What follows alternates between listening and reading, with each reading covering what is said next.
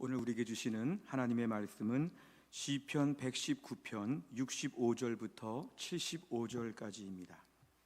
시편 119편 65절부터 75절까지입니다.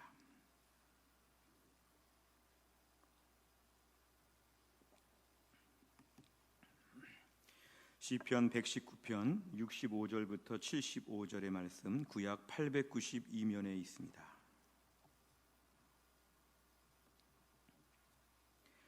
시편 119편 65절에서 75절까지의 말씀을 저와 한 절씩 교독하시겠습니다. 여호와여, 주의 말씀대로 주의 종을 선대하셨나이다. 내가 주의 계명들을 믿었사오니 종은 명철과 지식을 내게 가르치소서. 고난당하기 전에는 내가 그릇 행하였더니 이제는 주의 말씀을 지키나이다. 주는 선하사 선을 행하시오니 주의 율례대로 나를 가르치소서. 교만한 자들이 거짓을 지어 나를 치려하여 싸우나 나는 전심으로 주의 법도들을 지키리이다. 그들의 마음은 살쪄서 기름덩이 같으나 나는 주의 법을 즐거워하나이다. 고난당한 것이 내게 유익이라. 이로 말미암아 내가 주의 율례들을 배우게 되었나이다. 주의 입의 법이 내게는 천천 금은보다 좋으니이다. 주의 손이 나를 만들고 세우셨사오니 내가 깨달아 주의 계명들을 배우게 하소서. 주를 경외하는 자들이 나를 보고 기뻐하는 것은 내가 주의 말씀을 바라는 까닭이니이다. 같이 읽겠습니다. 여호와여, 내가 알거니와 주의 심판은 의로우시고 주께서 나를 괴롭게 하심은 성실하심 때문이니이다. 아멘. 기도하겠습니다. 하나님, 오늘 저희가 주일 예배를 드리며 이제 하나님 말씀을 듣는 시간입니다. 말씀을 대언하는 주의 종을 성령 충만하게 하사 하나님 말씀을 권세 있고 능력 있게 선포하게 하여 주시옵소서. 오늘 말씀을 듣는 주의 백성들의 마음의 문을 활짝 여시고 오늘 말씀 가운데 우리 주님의 귀한 말씀을 듣고 청중하여 복을 받게 하여 주옵소서. 예수님의 이름으로 기도하옵나이다. 아멘. 제가 올해로 목사가 된 지가 21년 차가 되었습니다. 1999년에 제가 서울 경기노회에서 목사 안수를 받고 그동안에 제가 여러 교회를 거치면서 서울의 해성교회나 의정부 중앙교회나 사랑의 교회에서 그동안에 계속 목회를 하면서 참 많은 세월이 흘렀습니다. 올해로 우리 교회 온 지는 벌써 9년 차가 이제 마무리가 되고 있습니다. 그러면서 많은 분들을 만났고 많은 예배를 인도하였고 많은 말씀들을 나누면서 목회의 많은 일들이 추억처럼 지금도 담겨 있습니다. 옛날 교회를 섬겼던 분들도 지금도 종종 연락을 하여서 함께 교제하고 기쁜 소식들을 주고받는 것을 보면 그때의 추억들도 참 많고 또 우리 교회 부임하여 지금까지도 많은 추억들이 참으로 많이 있습니다. 어찌 보면 지금보다 훨씬 더 부족하고 더 젊고 그랬을 텐데도 늘 목사님 하면서 존경하고 따라오고 함께 길을 걸어왔던 수많은 분들, 모든 분들 참 고마운 분들이 많습니다. 제가 목회를 하면서 지난 날들을 돌아보면 많은 일들이 떠오르는데요, 변함이 없는 것은 뭐냐 하면 사람의 뜻대로 되지 아니하고 하나님의 뜻대로 된다는 것입니다. 사람의 계획대로 되지 아니하고 하나님의 계획대로 된다는 것입니다. 어찌 보면 하나님의 은혜가 늘 있고 하나님의 돌보심이 있고 하나님의 주권이 있었기 때문에 여기까지 왔다는 것들을 늘 인정하게 됩니다. 많이 어려웠는데 조금 있으면 해결이 되고 매우 평탄한 시절이었는데 조금 가다가 또 어려움이 생기고 이런 두 가지 일들이 늘 반복되어 왔던 것이 저의 목회였고 저의 인생이라고 감히 말씀을 드릴 수가 있습니다. 저는 이렇게 운전을 하면서 가다가 앞에 이렇게 파란불이 들어오게 될 때 매우 기분이 좋습니다. 파란불이 오니까 이제 무조건 쭉 갈 수 있겠다 뭐 이런 생각을 하는데요, 어떨 때는 파란불이 내가 그 앞에 딱 가니까 갑자기 주황색으로 바뀌고 빨간색으로 바뀔 때가 있습니다. 멀리서 신나게 달려왔는데 막상 앞에 와보니까 빨간불로 바뀐다는 것이죠. 어떤 날은 반대로 멀리서 볼 때 아주 그냥 이게 빨간불이어서 뭐 어차피 가다가 서겠구나 이랬는데 막상 그 앞에쯤 가면 파란불로 바뀔 때가 있습니다. 그래서 또 기운차게 또 다음 길을 가게 됩니다.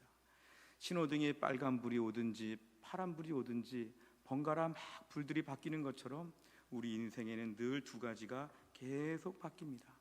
너무 좋은데 힘든 일이 있고 너무 힘든데 좋은 일이 있는 것, 이것이 늘 바뀐다는 것이죠. 전도서 7장 14절에 보면 이렇게 말씀하고 있습니다. 형통한 날에는 기뻐하고 곤고한 날에는 되돌아보아라. 이 두 가지를 하나님이 병행하게 하사 사람이 그의 장래일을 능히 헤아려 알지 못하게 하셨느니라. 아멘. 앞부분을 좀 보여주시면 하나님이 이 두 가지를 병행하게 하셨다. 이게 뭐냐면요, 우리 삶에 형통한 날과 곤고한 날이 번갈아 온다는 것입니다.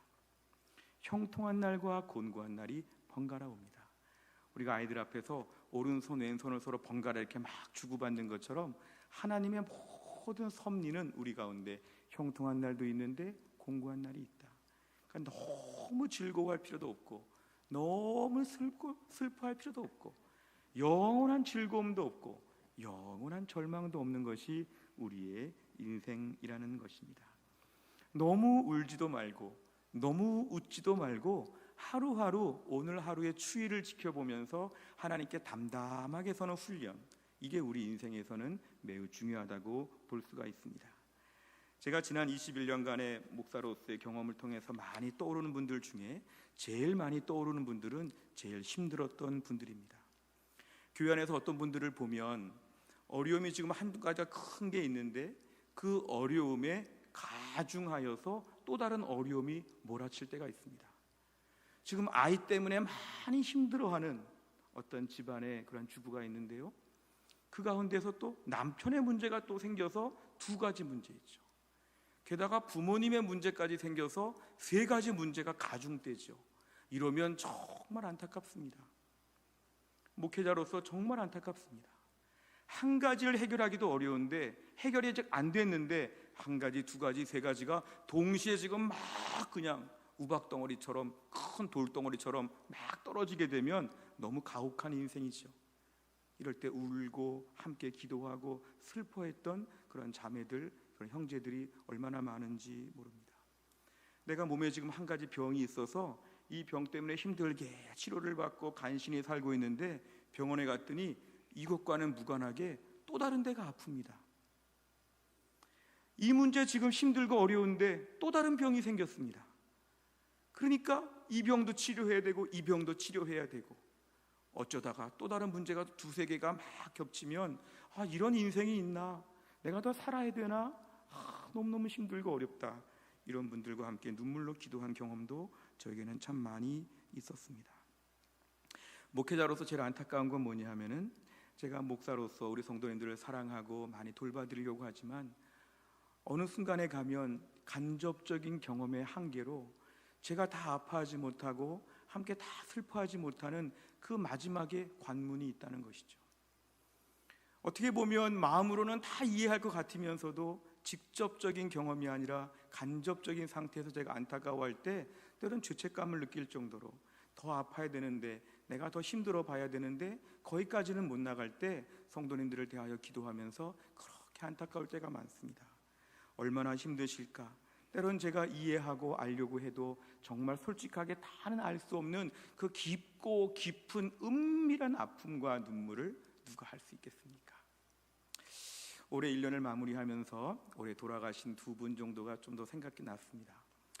우리 전수미 집사님이 5년 6년 넘게 많이 아프셨고 100회가 넘는 항암 치료를 받으면서 온몸이 퉁퉁 붓고 얼굴이 시꺼매지고 많이 어렵고 약한 부분 가운데 몇 년을 사셨고, 우리 교회에서 벌써 몇 년 됐는데요, 올 한 해 돌아가시고 장례를 치르고 났는데 1년 내내 이렇게 유족 같은 마음이 있었습니다. 뵐 때마다 위로해드리고 기도해드렸지만 그 본인이 얼마나 힘들었을까, 얼마나 힘들었을까, 그 몸을 이끌고 교회 올 때마다 어떤 마음으로 교회 왔을까, 너무 마음이 안타깝고 올해 이렇게 죽음으로 헤어지게 된 것이 너무 안타깝고 때로는 그립기조차도 합니다. 오춘희 권사님도 수년 동안에 많은 고생을 하시며 사시다가 올해 주님의 부르심을 받으셨는데 얼마나 힘들고 어려운 많은 세월들을 보내셨는지, 얼마나 힘드셨을까에 대하여 제가 다 알 수 없는 가운데 그거를 다 아는 것처럼 기도하고 더 마음 아파했던 그런 날들을 볼 때 얼마나 힘드셨을까, 이런 마음이 들죠. 그렇게 신방하고 오고 같이 기도하다 보면 더 알아야 되고 더 느껴야 되는데 미처 다 알 수 없는 목회자로서의 한계 속에서 눈물 많이 흘리고 죄송할 때가 이렇게 많았습니다. 어떤 경우에는 제가 뭘 조금 더 알고 조금 더 체험하는 것처럼 보이면서도 때로는 실제적인 능력이 없어서 정말 죄송할 때도 많았습니다. 그렇게 물질적인 어려움을 겪거나 그렇게 자녀의 어려움을 겪거나 그렇게 건강의 어려움을 겪는 분들을 보면서도 어느 정도 이상을 못 도와드리는, 옆에서 같이 마음 아파하고 기도해 주는 것이 전부인 이런 목회자로서의 제 한계를 볼 때도 참 죄송하고 마음이 아팠습니다. 제가 신학대학원 들어갔을 때요, 신학대학원 이렇게 들어가면 동계 강좌라고 해서 헬라어 강좌, 히브리어 강좌 이런 것이 학기 전에 이렇게 한 2월 달 정도 있었는데요, 저에게 헬라어를 가르치셨던 어느 강사 목사님이 수업 시간에 헬라어도 가르쳤지만 이제 목회자 후보생들이니까 목회에 대한 이야기들도 좀 해주셨습니다.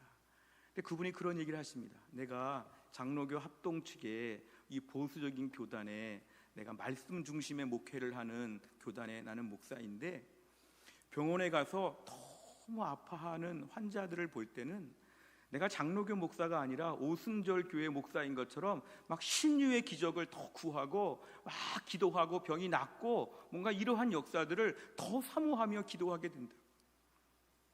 하나님 말씀을 가르쳤는데 성도는 당장 아파요.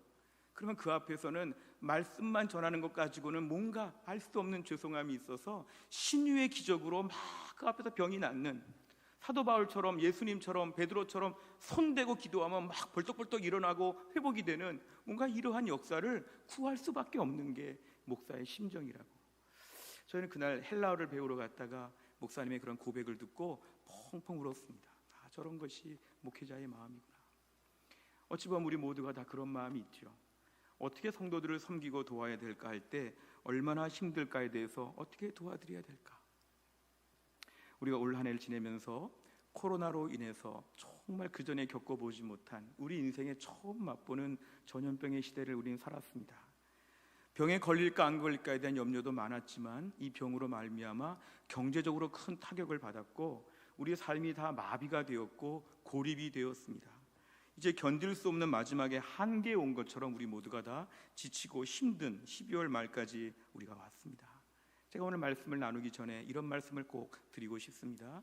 우리 사랑하는 해성교회 모든 성도님들, 지난 1년 동안 정말 수고 많으셨습니다. 하나님께서 그 심령을 위로하여 주시고 덮어주시고 하늘의 모든 풍성한 것으로 채워주시기를 주의 이름으로 축원합니다. 우리 주변에 수능 시험을 받거나 기말고사를 받거나 하는 학생들 앞에서 제일 듣고 싶은 말, 제일 듣기 싫은 말 두 가지를 뽑아봤더니 이렇게 말합니다. 지금 시험 본 학생들에게 제일 듣기 싫은 말은 몇 점 나왔니? 몇 등 했니? 이런 말을 제일 듣기 싫어한답니다. 제일 듣고 싶은 말은 뭐냐 하면 너 시험을 잘 봤든 못 봤든 수고 많이 했다. 이런 말이 그렇게 위로가 된다고 합니다. 저도 오늘 그렇게 말씀드리고 싶습니다. 지난 1년 동안에 얼마나 돈을 많이 벌었는지, 얼마나 잘 살았는지, 심지어 얼마나 경건 생활을 잘했는지, 얼마나 교회 봉사를 잘했는지, 이것보다 더 중요한 것은 이러나 저러나 지금까지 포기하지 않고 잘 걸어온 것만으로도 칭찬해드리고 싶습니다. 중간에 멈추고 싶고 집어치우고 싶고 관두고 싶을 때가 얼마나 많았을 텐데도 불구하고 여기까지 참고 묵묵히 12월 마지막 주일까지 걸어온 우리 해성교회 모든 성도님들, 하나님이 복 주시고 은혜 주시고 위로해 주시고 채워 주시기를 주의 이름으로 축원합니다. 우리가 오늘은 이제 한 해의 마지막 주일을 보내면서 매우 중요한 메시지를 들어야 되는데요, 우리가 오늘은 제일 중요한 숙제를 하고 넘어가야 됩니다. 우리에게 오늘 제일 중요한 숙제가 한 가지 있는데 그게 뭐냐면 2021년을 맞이하기 전에 2020년의 고난에 대한 정리가 끝나야 됩니다. 2020년의 고난과 상처와 아픔에 대하여 오늘 잘 정리해야 됩니다. 오늘 정리하지 않으면 새해를 맞이하면서도 마음이 찝찝하고 불편한 가운데 새해를 맞이하게 됩니다. 우리가 새 집에 지금 입주했습니다. 아파트를 새로 지은 좋은 아파트에 갔습니다. 그 집에 들어갈 때 어떤 마음이 들까요? 이왕이면 가전제품도 좀 바꾸면 좋겠고 집안에 좀 가구도 좀 바꾸면 좋겠고 이런 마음이 들지요. 새 집에 갔는데 옛날 짐들 다 가져가가지고 옛날같이 살면 너무 이상하지 않습니까? 2021년은 새 집과 같습니다. 주님, 제가 새해를 맞이하면서 올해까지의 모든 쌓여왔던 먼지와 같은 모든 근심과 걱정과 낡고 망가지고 부셔져 있는 모든 가재도구들을 새 것으로 다 바꾸듯이 주님, 제 안에 새 마음과 새 은혜로 새해를 맞이하게 하여 주시옵소서. 우리가 오늘 말씀을 듣는 가운데 2020년의 고난과 고통에 대한, 아픔에 대한 문제를 주 안에서 잘 정리하시고 우리가 다음 주 영광스러운 새해를 맞이할 수 있기를 주의 이름으로 축원합니다. 오늘 본문을 보시면 오늘 본문에 등장하는 시인은 매우 고난을 많이 겪은 것으로 보입니다. 고난을 많이 겪었습니다. 한번 오늘 읽은 말씀만 봐도 시인은 믿음이 참 좋아 보이는데 고난이 많았습니다. 이렇게 순종하고 이렇게 믿음으로 사는 것처럼 보이는데도 고난이 많았습니다. 이 고난이 많았다는 말의 뜻은 뭘까요? 얼마나 많이 울었을까? 얼마나 손해를 많이 봤을까? 얼마나 많은 사람과 헤어졌을까? 얼마나 많은 욕을 먹었을까? 얼마나 많은 부끄러움을 당했을까? 이 오늘 본문에 다 등장하지 않는 이 행간의 의미를 보면 오늘 시인은 믿음으로 열심히 살면서도 고난을 너무너무 많이 겪었다는 것이죠. 오늘 본문은 비교적 부드럽게 나와 있지만 우리가 짐작할 만한 암시하는 단어들이 많습니다. 67절에 보니까 고난 당하기 전에는 고난을 당했구나. 69절에 교만한 자들이 거짓을 지어 나를 치료하여 싸우나 얼마나 무서웠을까. 71절에 고난 당한 것이 고난을 많이 당했구나. 75절 주께서 나를 괴롭게 하시면 얼마나 힘들었으면. 이런 것들이 다 고난의 증거인 것이죠. 얼마나 고난을 많이 겪었으면 오늘 부드럽게 잠깐 언급하고 있지만 힘들고 어려운 세월들을 많이 보냈다는 것입니다. 보통 이 정도의 고난과 어려움을 닦으면 우리 안에 어떤 마음이 들기실까요? 피해의식이 생기죠. 열등감이 생기죠. 여러 히스테리와 강박증과 부정적인 태도와 지나친 예민함과 분노와 혈기 조절 장애와 많은 것들이 생기죠. 이 정도 고난 당했으면 막 그냥 불뚝불뚝 일어나죠. 나 고난 당했어. 어쩔래? 나 고난 당했어. 나 힘들어. 막 이런 것이죠. 근데 오늘 본문의 시인을 보면 그렇지 않아 보입니다. 그렇게 힘들었다고 얘기하면서도 하나님을 향하여 선한 분, 잘해주시는 분, 나를 붙잡고 계시는 분, 이런 식으로 그가 오늘 고백을 합니다. 71절 한번 볼까요? 71절 같이 읽겠습니다. 시작. 고난당한 것이 내게 유익이라 이로 말미암아 내가 주의 율례들을 배우게 되었나이다. 아멘. 무슨 뜻일까요? 저는요 고난 많이 당했는데요, 고난 받지 않았으면 저는 더 서투르고 연약하고 미성숙했을 것입니다. 저 고난 받아서 지금의 제가 되었습니다. 저 74절 말씀처럼 고난당하기 전에는 그릇 행했어요. 저 잘못 살았어요. 저 고난이 없을 때 행복한 것이 아니라 이제 보니까 고난이 없을 때 덤벙덤벙 잘못 인생을 살아왔습니다. 정신 차리지 못하고 인생을 살았습니다. 저 고난 이전의 인생은 정말 저는 부족한 천지였습니다. 그런데 하나님이 고난을 통하여 저를 다루셨고 고난이 있었기 때문에 이 정도만큼 그나마 된 것입니다. 73절에 보면 하나님이 예술가의 손처럼 나를 끊임없이 만지시고 주무르셔서 나를 이만큼 작품처럼 하나님 만드신 것입니다. 제 인생은 고난 받았으니까 이 정도 좋아진 것입니다. 고난 없었으면 저 이 정도도 안 됩니다. 고난 받아서 이 모양이 되고 이 정도로 좋아진 것이 바로 하나님의 은혜입니다. 이게 오늘 본문의 시인의 태도입니다. 도저히 믿어지지가 않는 아주 역설적인 고백이 이것이죠. 저 고난받기 전에 형편 없었는데요, 고난받고 사람 됐습니다. 고난받고 믿음 생겼습니다. 고난받고 인생이 좀 제자리를 찾았지요. 저 고난 전에는 정말 천방지축 미성숙의 극치였습니다. 오늘 이런 얘기입니다. 오늘 그러면서 고난을 받으면서 최고의 변화가 뭐냐면 오늘 본문에 나와 있는 말씀처럼 하나님 말씀에 대한 태도가 달라졌다는 것입니다. 고난을 받고 나서 많은 변화가 있었는데 고난 받고 나서 제일 변화가 큰 영역이 어디냐면 말씀에 대한 태도가 바뀌었다는 것입니다. 오늘 분위기를 보면 오늘 시인이 말씀을 그동안 전혀 안 봤을까요? 이 정도 믿음 있는 사람이 말씀 전혀 무관했을까요? 그게 아니죠. 말씀도 읽기도 하고 말씀 배우기도 하고 말씀에 대하여 조금은 여러 가지 관심이 있었겠지만 고난 이전과 이후가 말씀에 대한 태도의 차원이 달라졌다는 것입니다. 오늘 65절, 66절, 67절을 계속 보면 결국 하나님 말씀에 대한 태도가 고난 이후에 급격하게 달라졌다는 것입니다. 그러니까 아까 읽은 71절의 말씀에서 고난으로 말씀을 배웠다. 72절 말씀이 금은 보석보다 귀하다. 74절 바라는 것은 말씀밖에 없다. 75절 말씀에 대한 전적인 신뢰를 가지고 있다. 이게 다 말씀에 대한 태도입니다. 그동안에도 말씀을 보았지만 진짜 말씀 생활은 고난 이후에야 가능했다. 고난 당하고 나서 큐티를 잘하게 되었죠. 고난 당하고 나서 성경 꾸준히 보게 되었죠. 고난 당하고 나서 주일 말씀을 그때그때 듣게 되었죠. 뭔가 하나님 말씀에 대하여 그전에는 말씀을 알면서도 순종하지 않습니다. 바리새인처럼 알면서도 순종하지 않고 워낙 모르기도 하고 말씀을 귀찮게 여기고 하나님 잔소리같이 여기고 계속 말씀을 거부하죠. 신앙생활 하면서 말씀과는 무관한, 신앙생활 하는데 말씀은 내 속에 없는. 그런데 고난을 겪고 나니까 말씀이 막 내 안에 들어오는 것이죠. 말씀을 막 사모하는 것이죠. 가족들이 다 놀랄 정도로 말씀을 부지런히 봅니다. 말씀을 더 보고 싶습니다. 말씀을 순종하려고 합니다. 말씀 가운데 계속 의지합니다. 이게 다 왜 그러냐면 고난 이후에 내가 급격하게 달라졌다는 것입니다.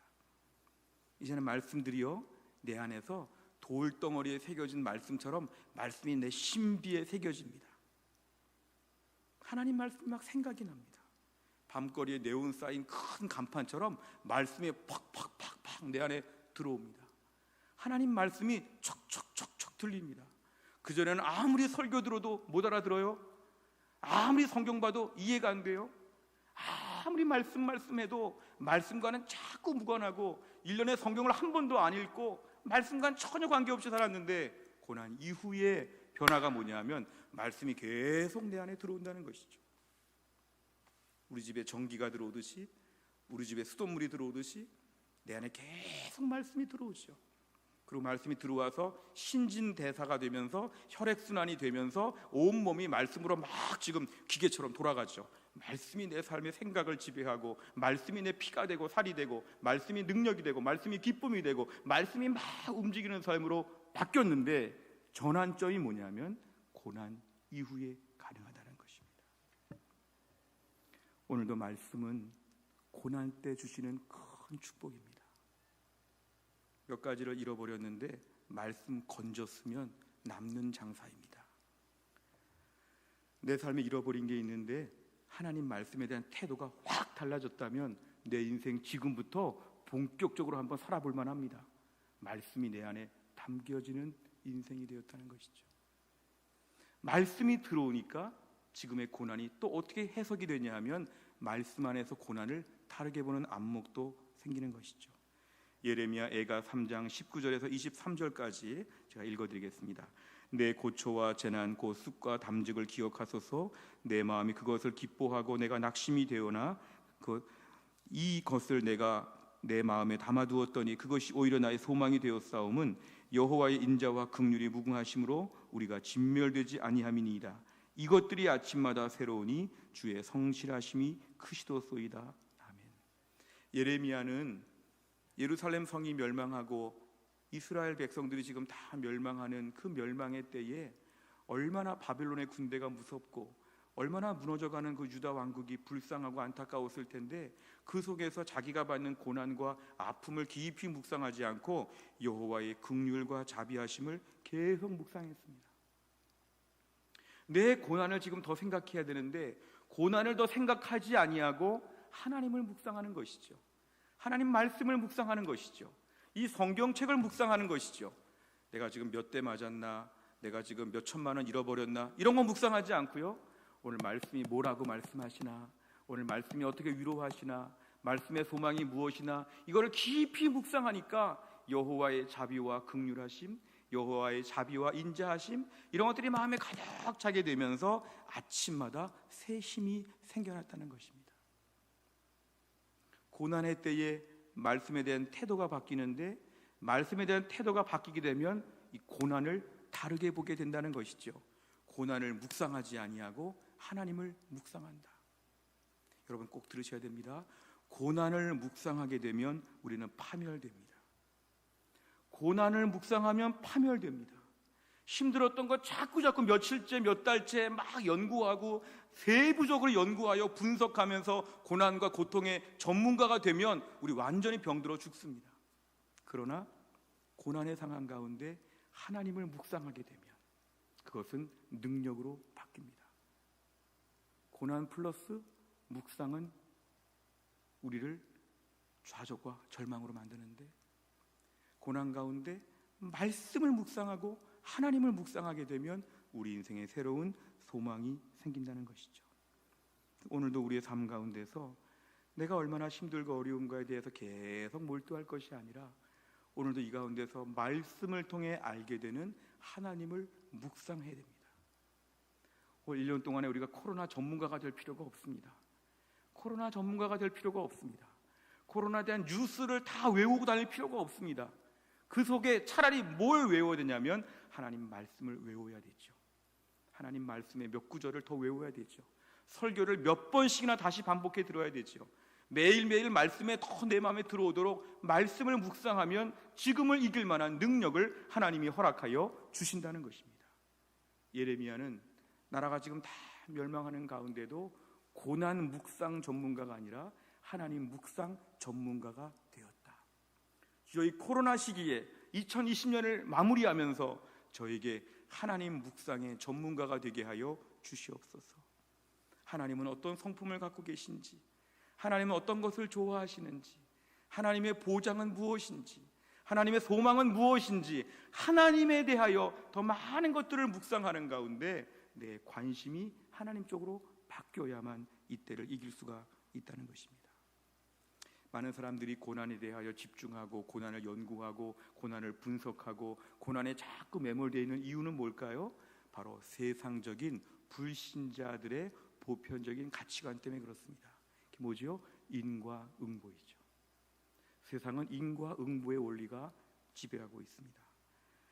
욥기를 보시면 욥의 친구들이 등장하는데요, 욥기 42장 중에서 4장부터 37장까지 대부분의 욥기 내용은 욥의 친구들이 등장해서 계속 인과응보의 원리를 가르칩니다. 욥, 너 잘못해서 어려움 겪은 거야. 너 어려움 겪었으니까 잘못이 있었을 거야. 너 어려운데 잘못을 말하지 못하면 생각해봐.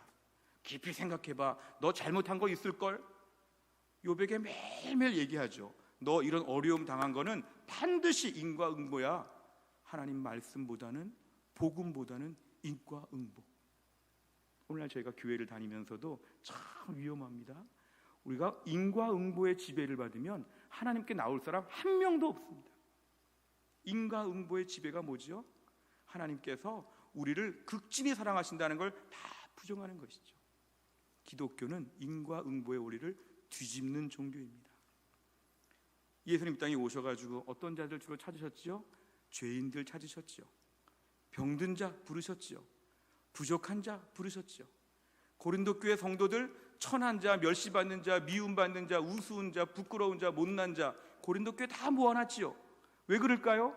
하나님 나라의 법칙은 인과응보를 뒤집는다. 세상적인 논리와 분석을 뛰어넘는다.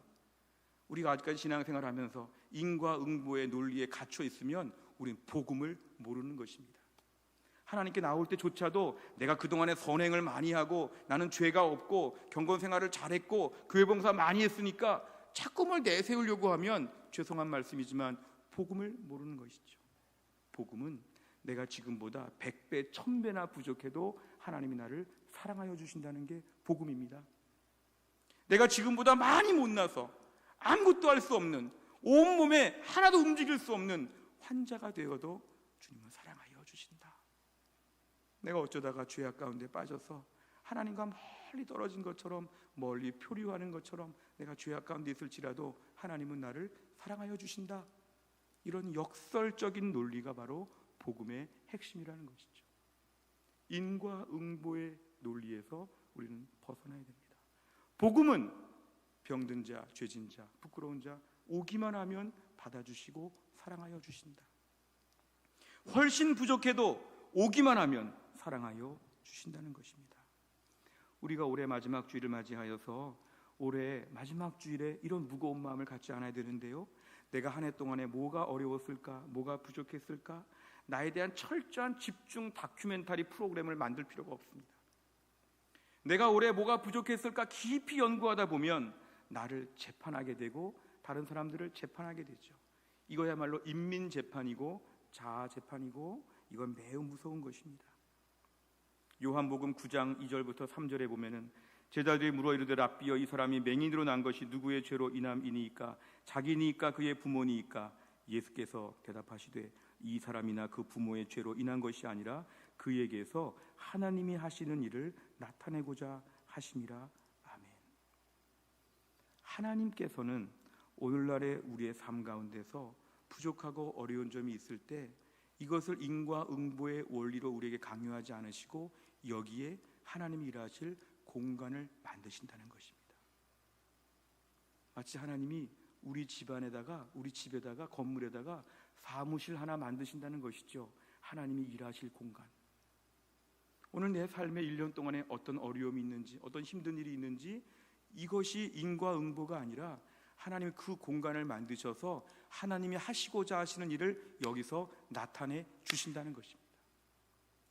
우리 가정에 자녀에게 문제가 있거나 부모님에게 문제가 있거나 내 삶에 어려운 문제들이 들이닥칠 때에 그 문제가 우리가 망하게 되는 어떤 근원지가 아니라 이 속에서 하나님이 사무실 만들고 하나님이 일하시는 공간이다.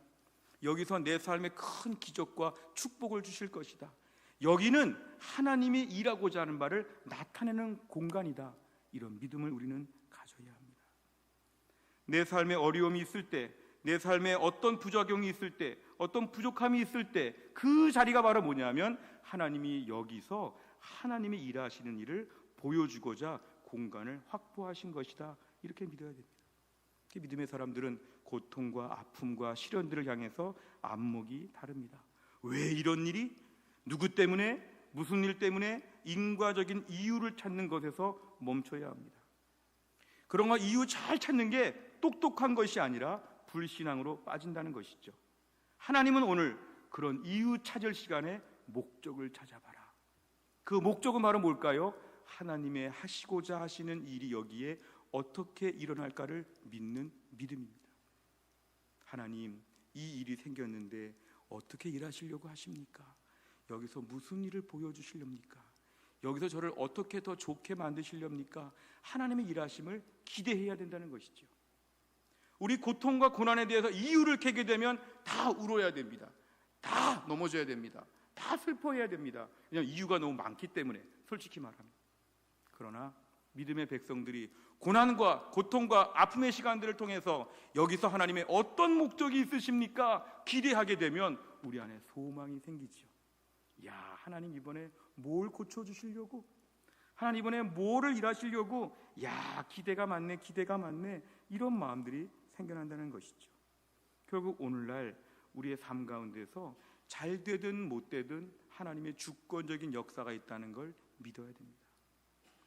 우린 잘 되면 내 탓, 못하면 다른 사람의 탓, 잘 되면 내가 수고해서, 못하면 뭐 나의 게으름 때문에, 여러 가지 이런 식의 이유를 더 이상 말할 것이 아니라 오늘 하나님의 주권이 있다. 신명기 8장 17절, 그러나 내가 마음에 이르기를 내 능력과 내 손의 힘으로 내가 이 재물을 얻었다 말할 것이라. 잘 될 때 내가 그랬다 이런 말하면 안 된다는 것이죠. 야고보서 5장 13절에 보면 너희 중에 고난당하는 자가 있느냐? 그는 기도해야 된다. 분석하고 따지지 말고 고난당할 때 기도하라. 왜냐하면 고난의 때에 하나님의 주권이 있기 때문에 기도해야 그걸 알 수 있다는 것이죠. 고난의 때에 자꾸 울지 말고 기도하라. 하나님께 여쭤보라는 것입니다. 그러면 우리에게는 오늘날 이유를 찾다가 멈추고 하나님의 목적을 찾게 되면 우리 안에 소망과 기대감이 많이 생긴다는 것입니다. 매일매일 이러한 소망이 우리 안에는 가득해야 합니다. 욥기 23장 10절에 보면 하나님의 고난의 목적은 매우 분명합니다. 그러나 내가 가는 길을 그가 아시나니 그가 나를 단련하신 후에는 내가 순금같이 되어 나오리라. 아멘. 자, 저 말씀 오늘 매우 중요합니다.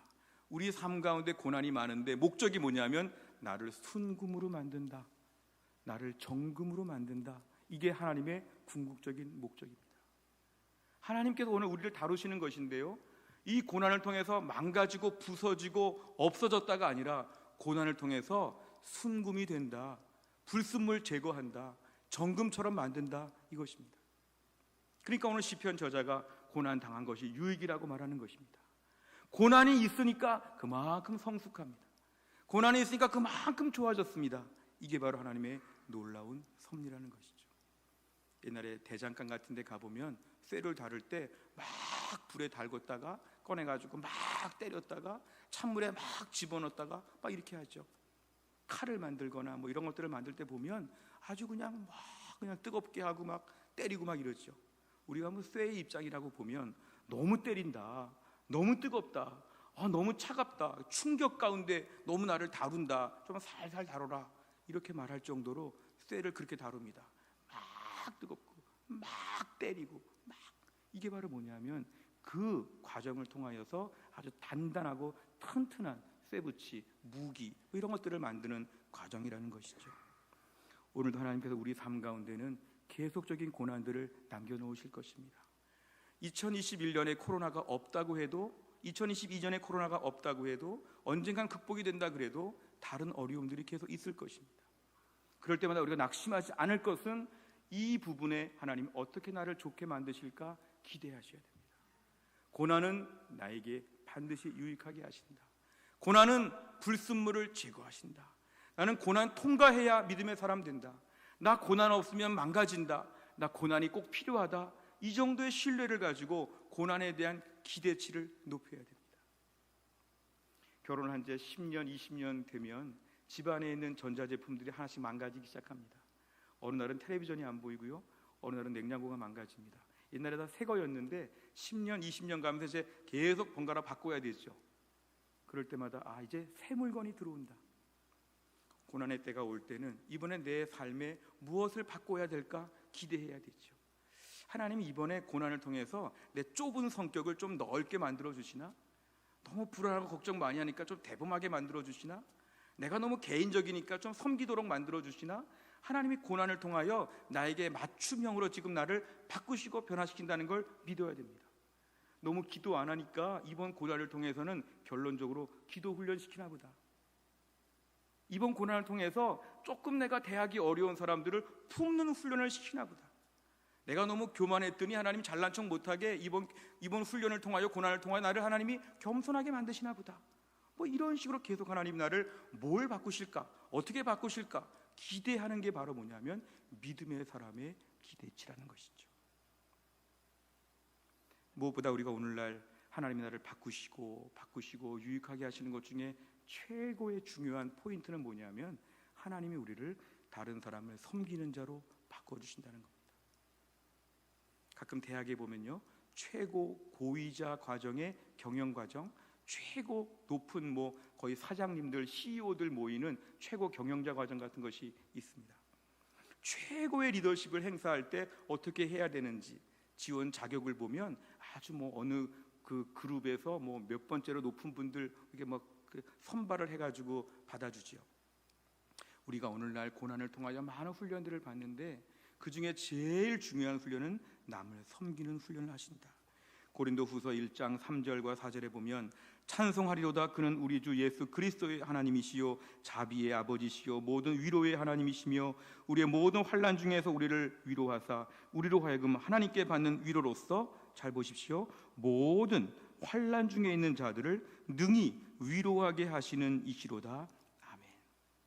하나님께서 우리에게 고난을 통하여 주시는 제일 큰 고도의 자격증은 뭐냐 하면 남을 위로할 줄 알게 만드신다는 거죠. 내가 아파 보니까 아픈 사람 위로하죠.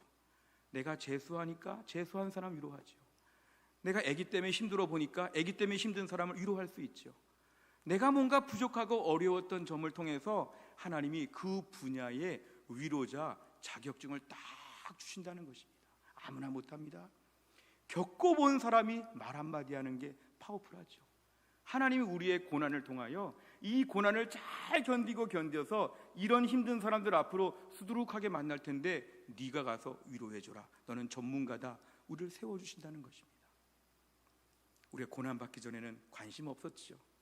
고난을 받으니까 이런 고난받은 분들이 눈에 들어오지요.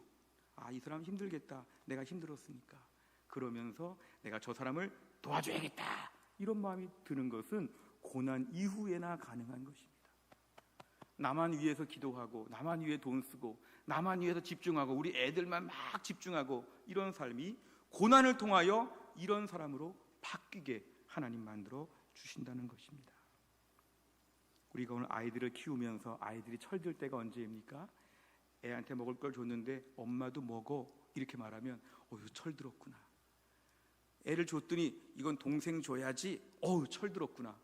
신앙적으로 철든 것은 다른 사람들을 위해 기도해주고 다른 사람들의 아픔에 공감해주고 그 부분을 도와주면 신앙적으로 철이 든 것입니다. 하나님, 이 고난의 목적 중에 나를 정결케 하시는 것도 있고 내 부족한 것을 고쳐주시는 것도 있는데 다른 사람을 섬기는 자로 바꾸어 주시는 하나님을 믿게 하여 주옵소서. 앞으로 우리 교회 안에서 이런 자격증들을 다 갖출 수 있기를 간절히 원합니다. 교회 안에 힘든 분들이 계속 발생했을 때 내가 이 부분은 도와줄 수 있어요. 나도 그랬거든요. 나도 그런 적이 있어요. 서로 막 도와주는 교회.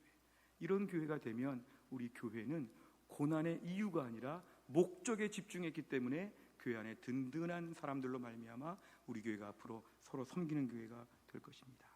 이제 말씀을 마무리하겠습니다. 우리 오늘 마지막 주일을 보내면서 1년 동안에 뭐가 힘들었나 이 부분에 집중하기보다는 그래도 1년 동안 어려움을 통해서 뭐가 좋아졌나, 어려움을 통해서 어떻게 믿음이 좋아졌나, 이런 부분에 집중해야 됩니다. 하나님, 1년 동안 코로나 때문에 많이 힘들었지만 그래도 믿음의 이러한 점들이 올해 좋아지게 하심을 감사합니다. 우리 교회도 마찬가지입니다. 어려움이 있었지만 이렇게 교회가 영적으로 실제로 더 회복되게 하심을 감사합니다. 이런 부분들을 깊이 묵상하는 가운데 우리가 마지막 주일을 보내야 됩니다. 오늘도 우리 삶에 수많은 고난들이 있을 때 고통의 이유가 아니라 목적을 찾고 하나님을 더 붙들 수 있는 주의 백성 다 될 수 있기를 주의 이름으로 축원합니다. 기도하겠습니다. 하나님 아버지 감사합니다. 오늘도 우리 귀한 말씀 주신 거 감사합니다. 지난 1년 동안, 최근 몇 년 동안 우리 삶에 많은 고통과 고난이 있을 때마다 왜 그럴까 이유를 분석하지 아니하고 이 가운데 일하시는 하나님을 기대하게 하여 주옵소서. 하나님의 목적이 무엇인지, 하나님 여기서 어떻게 하시는 일을 나타내실지 하나님에 대하여 매일매일 사모하며 하나님의 일을 기대하는 가운데 우리가 소망으로 새해를 맞이하게 하여 주시고 한평생 믿음으로 성숙해지는 저희 모두가 되게 하여 주옵소서. 예수님의 이름으로 기도하옵나이다. 아멘.